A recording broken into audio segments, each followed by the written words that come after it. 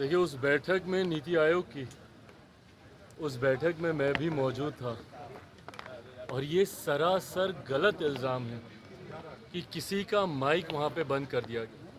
पहली बात तो जब ये विपक्ष बोलता है कि माइक बंद कर दें, उस माइक का कंट्रोल वहाँ पे बैठे किसी भी व्यक्ति के हाथ में नहीं होता है, उस व्यक्ति के खुद के हाथ में होता है। ना लोकसभा में, ना राज्यसभा में, ना ऐसी किसी बैठकों में।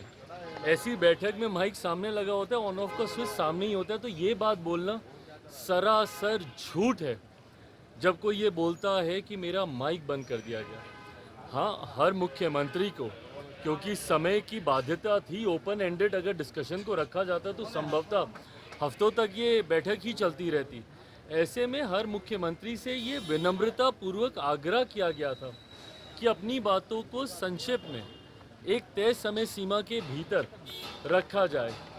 जब वो समय सीमा पूरी हुई, सिर्फ एक रिमाइंडर के तौर पर उनको ज़रूर, जैसे तमाम मुख्यमंत्री को दोबारा से नोटिफाई किया गया कि भाई आपका समय समाप्त हो रहा है, इस तरीके से। बट उसके बाद जिस तरीके से बंगाल की मुख्यमंत्री ममता बनर्जी जी एकदम से उत्तेजित होकर उस बैठक को बीच में ही छोड़कर चली गई, मुझे लगता है ये आचरण गलत है। अगर आपको अपनी बात को रखना भी है, कोई नाराज़गी भी है, तो आप वहीं पे रखती ना, बोलती कि अभी मुझे और बोलना है, मुझे और कहना है। हम सब वहाँ पर मौजूद थे। प्रधानमंत्री जी स्वयं उनको सुनना चाहते थे। वित्त मंत्री जी स्वयं वहाँ पे मौजूद थी, वो भी चाहती थी कि भैया क्या बजट को लेकर वो अपनी बातों को रख रही हैं। बट जिस तरीके से उनका आचरण था, इससे ऐसा लगता है कि विपक्ष की पहले से ही ये सोची समझी एक रणनीति का ये हिस्सा था कि वो जाएंगी, हंगामा खड़ा करेंगी और नीति आयोग जिस मकसद के साथ हम लोग वहाँ पर बैठे थे, उसके मकसद को डाइवर्ट कर सिर्फ अपनी ओर पूरा ध्यान केंद्रित करने के उद्देश्य से ये इस तरीके की कार्रवाई की गई है। कांग्रेस के साथ 4 सीएम ने बैठक को अटेंड नहीं किया, कहा बॉयकॉट कर दिया और उन्होंने कहा कि हमारे साथ बाकी स्टेट के साथ नाइंसाफी हुई है जिस तरीके से बजट आया है।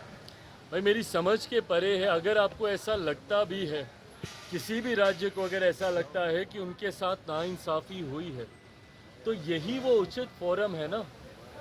नीति आयोग की बैठक ही वो मंच है जहां पर जाकर आप प्रधानमंत्री जी के समक्ष अपनी शिकायतों को आप रख सकते थे। इस मंच पर जाकर अपना ऐतराज़ आप दर्ज करा सकते थे, अपनी आपत्ति आप दर्ज करा सकते थे। और जो लोग ये बोलते हैं कि हम लोग के साथ भेदभाव हुआ, पहली बार देश में एक ऐसा बजट एक लंबे समय के बाद देखने को मिला जिसने पिछले 10 सालों में देश की मजबूत होती अर्थव्यवस्था का लाभ जनता को पहुंचाने का काम किया।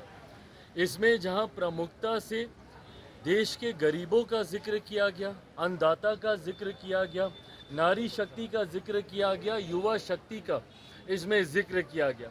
ये ऐसे सेक्टर्स हैं जिसमें प्रमुखता से उनको लाभ पहुंचाने के लिए योजनाओं की और राशि की घोषणा की गई।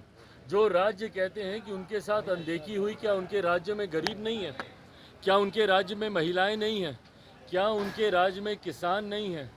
क्या उनके राज्य में गरीब वर्ग से आने वाले युवा हों, महिलाएं हों, किसान हों, क्या ये लोग नहीं हैं?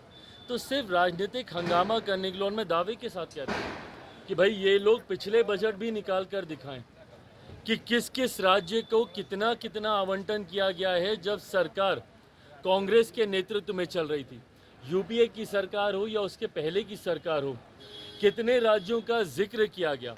और मुझे ताज्जुब तो सबसे ज़्यादा राजद और कांग्रेस पर होता है। क्या राजद को खुशी नहीं होनी चाहिए कि भैया बिहार को एक बड़ी राशि आवंटित की गई है, इंफ्रास्ट्रक्चर डेवलपमेंट को लेकर हो, यहाँ पर सड़क को लेकर हो, पुल के निर्माण को लेकर हो। बिहार की सबसे बड़ी समस्या बाढ़, जिसका जिक्र हमेशा मैंने बिहार फर्स्ट, बिहारी फर्स्ट के माध्यम से मैंने किया।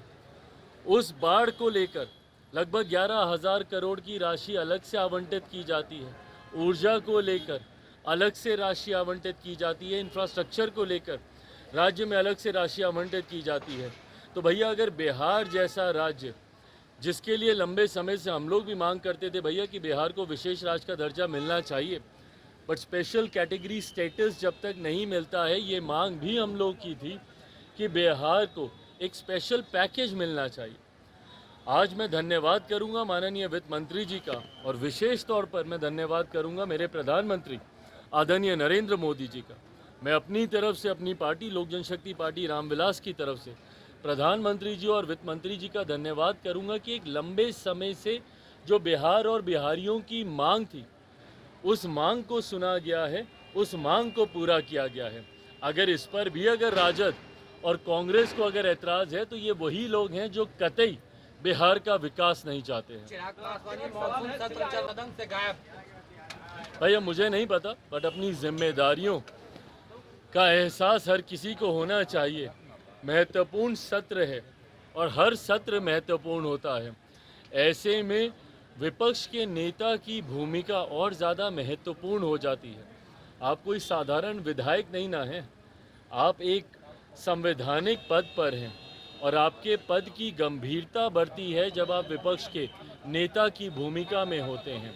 ऐसे में उसको गंभीरता से लेना ज़रूरी है। मुझे नहीं पता कि वो क्यों विधानसभा से गायब थे, पर कारण जो भी हो, इसको भी उतना ही महत्व देना चाहिए। एक सवाल है कि कांग्रेस की विधायिका है, कर दिया गया नेहा है। तिर्की, उन्होंने सवाल खड़ा किया है कि रामगढ़ में बिहार के लोग मुखिया क्यों बनते हैं? डेमोग्राफी चेंज करने सवाल है। क्या चीज़? रामगढ़ में बिहार के लोग आकर मुखिया क्यों बनते हैं? बिहार, वहाँ पे रामगढ़ में बिहार के लोग मुखिया क्यों क्यों बनते बनते हैं आके? हैं? क्या मतलब? कांग्रेस की नेत्री है, उन्होंने झारखंड के सवाल किया कि झारखंड में आके क्यों आके बिहार के लोग आके मुखिया बनते हैं? देखिए, ये क्षेत्रवाद फैलाने का प्रयास विपक्ष के नेताओं के द्वारा से समय समय पर होता रहा है। कभी जाति के आधार पर, कभी धर्म के आधार पर, कभी क्षेत्र के आधार पर। मुझे खुशी है इस बात की, बिहारियों में इतना सामर्थ्य है। आप सबसे बड़े पदों से लेकर एक मजदूर की श्रेणी में भी आप देखिएगा तो देश के हर राज्य में एक महत्वपूर्ण भूमिका बिहारी निभाते हैं।